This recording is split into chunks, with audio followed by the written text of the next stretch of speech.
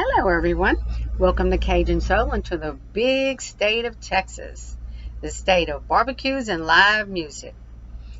With Cajun Soul, I share my love of photography, my love of travel in my RV, sometimes not in my RV, and I am an eclectic kind of person, so you never know what you're going to find on Cajun Soul. But the subject that I'd like to talk about today is you're too fat. You're too fat to fly. You're too fat. When you purchase one seat on that plane and you know darn good and well that you cannot fit in that one seat. And when you do that, you are in denial. You are in denial of your size. That is not a good thing, to be in denial of your size. Being comfortable in your size is another story. But when you do that, though, you make everybody else around you miserable and being vice gripped on that plane, because it's already crunched up in there. It's hardly any room in there. And also, too, have you ever thought about, if you bought that seat, what would happen if you got stuck in that daggum thing and they could not get you out? Seriously, could not get you out. I call this ramifications of getting stuck in your seat. Number one, the pilot would have to make an emergency landing, and he would have to call the ground crew, the emergency ground crew, to meet the airplane on the tarmac. And they might have to, hopefully not, but they might have to extricate you from that daggum seat.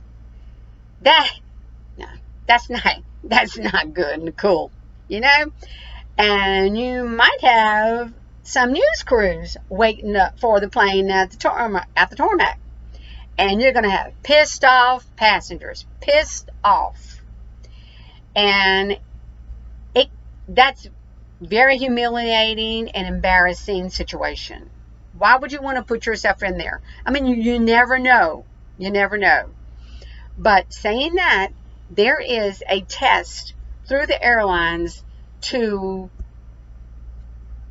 alleviate this kind of situation, to even start, and it's called the armrest test. The armrest test is where you sit between the two seats, between the two armrests, as it says, without encroaching on other passengers, which means your thighs ain't going on to the other side of the person's chair. And if you can sit in that seat without your thighs and your other body parts in the other person's seat, then you can, fine, you're in that one seat. You purchased that one seat.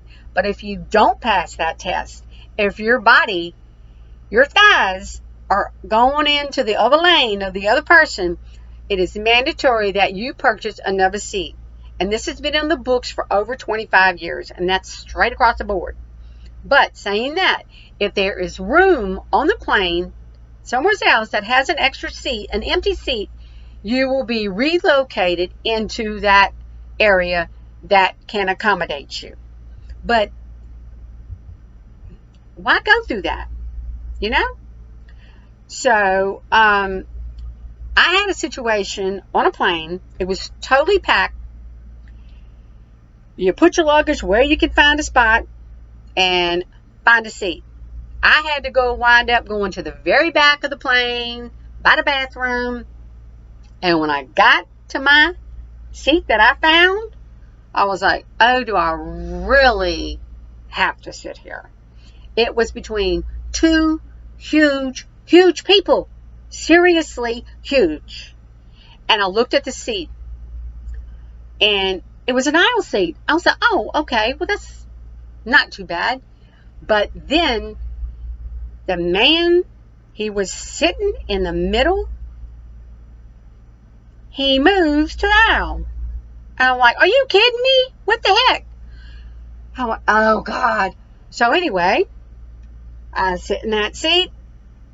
My elbows were like this, no exaggerating.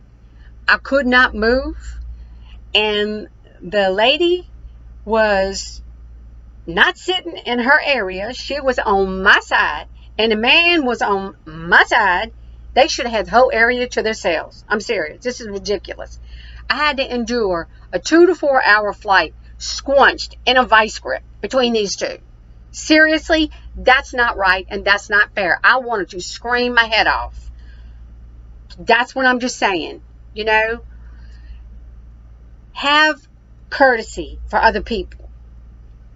It goes a long way.